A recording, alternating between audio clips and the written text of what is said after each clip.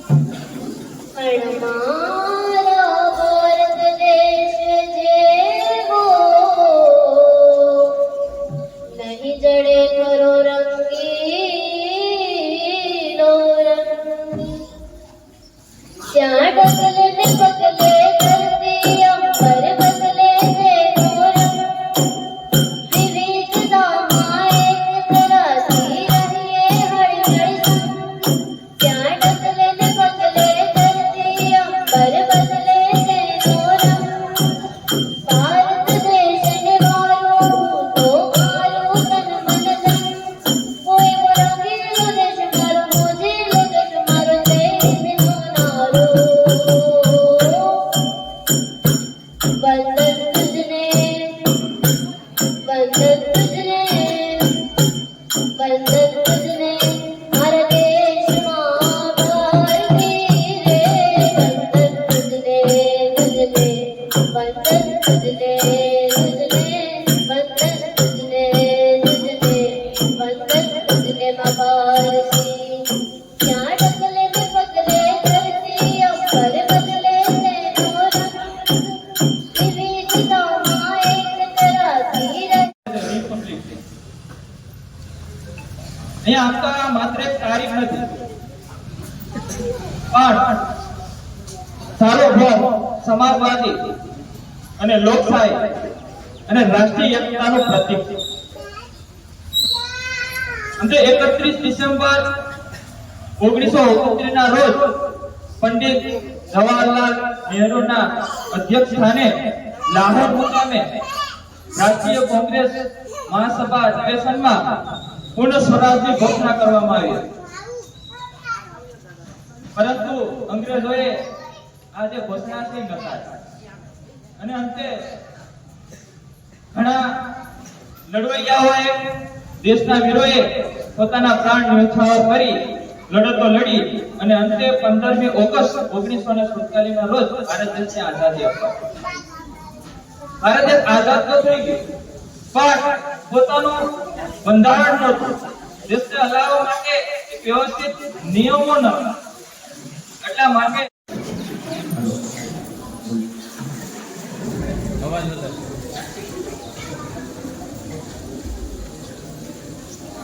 સૌને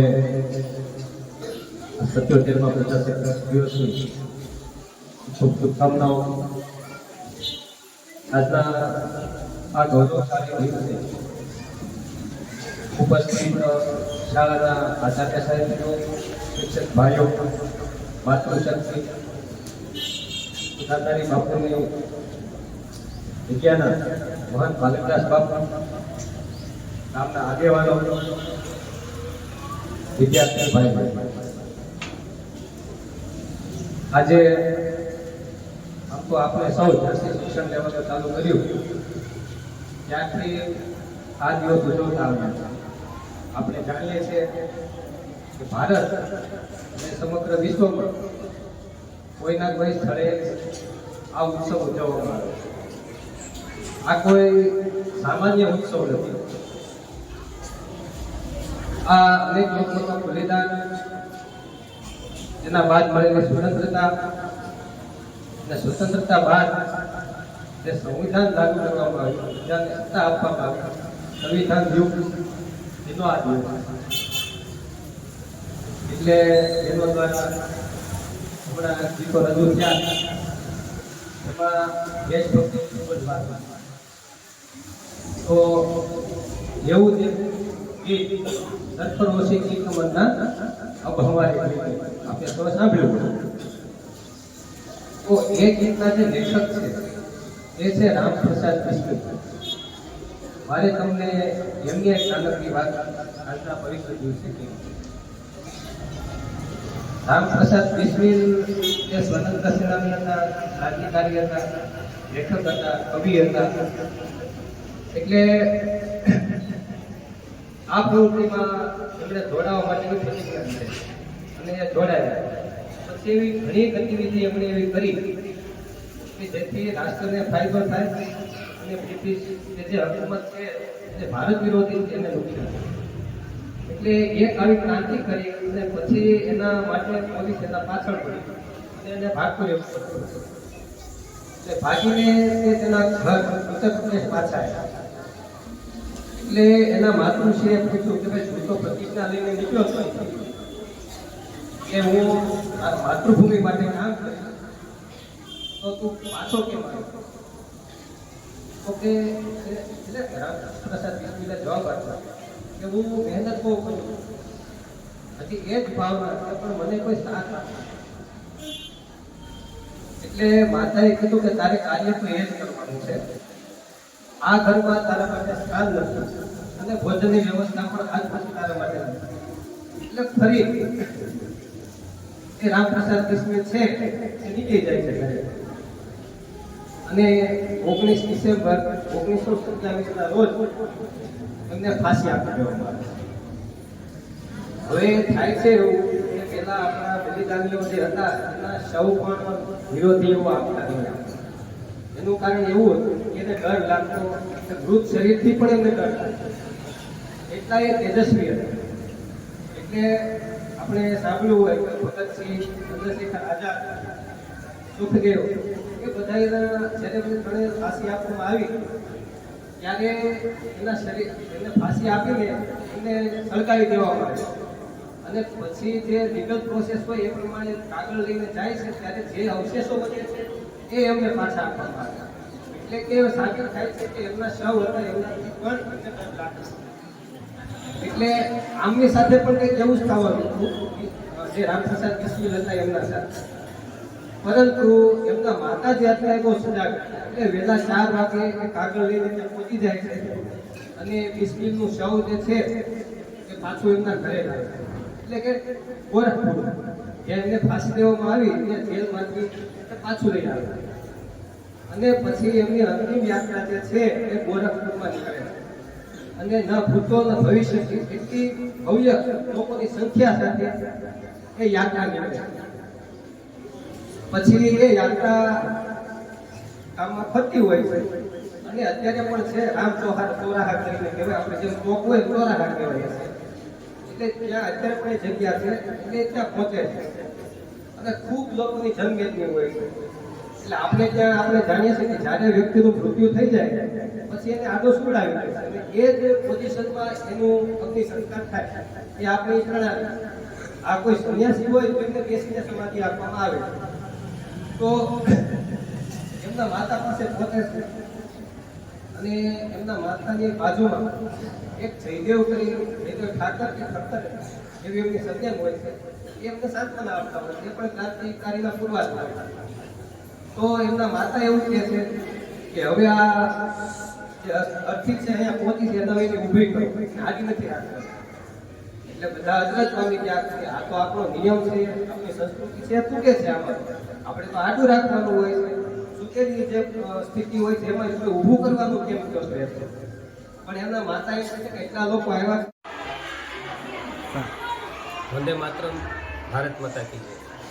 આજે નાગેશ્રી ગામે કુમાર શાળા અને કન્યા શાળા બંને સંયુક્ત રીતે ખૂબ સરસ આપણા 77મા પ્રજાસત્તાક દિવસનું આયોજન કરવામાં આવ્યું. બંને શાળાના આચાર્ય સાહેબશ્રીઓ અને વિદ્યાર્થીઓ ભાઈ બહેનો દ્વારા ખૂબ મહેનત કરવામાં આવી, ખૂબ સારી કૃતિઓ રજૂ કરવામાં આવી. મહેમાનો જે ગ્રામ્ય આગેવાનો અને બીજા મહેમાનો ઉપસ્થિત હતા એમનું પણ ખૂબ સરસ સ્વાગત સન્માન કરવામાં આવ્યું. અને રામપ્રસાદ બિસ્મિલ વિશે ચર્ચા એટલે કે જાગૃતિ થાય એ બાબતની એમને કથા કહેવામાં આવી. એટલે ખૂબ સરસ આયોજન રહ્યું. આજનો જે ગૌરવપૂર્ણ અને પવિત્ર દિવસ છે એનું ચિંતન એ કાયમી માટે આપણા મનમાં રહે અને આપણે રાષ્ટ્ર પ્રત્યે હંમેશ માટે સમર્પિત રહીએ. વિદ્યાર્થી ભાઈ બહેનો અને આપણે જે સ્થળે છે એ દરેક વ્યક્તિ પોતાના કર્તવ્યના બોધ સાથે રાષ્ટ્રને ઉન્નત બનાવવા માટે, ભારત માતાને વિશ્વગુરુના સિંહાસન પર બિરાજમાન કરવા માટે સતત પ્રયત્નશીલ રહે એ આજના પવિત્ર દિવસે બોધ લઈ અને ખૂબ સરસ બધાના હાજરીમાં આયોજન કરવામાં આવ્યું અને આ તહેવારને ખૂબ ખુશીથી, આનંદથી અને ભવ્ય રીતે ઉજવવામાં આવ્યો. તો આના આયોજન માટે બંને શાળાના આચાર્ય સાહેબશ્રીઓ, શિક્ષક સાહેબશ્રીઓ અને જે પણ આમાં સહભાગી થયા છે નાના વિદ્યાર્થી ભાઈ બહેનો તમામના આભાર સાથે ભારત માતા કી જય.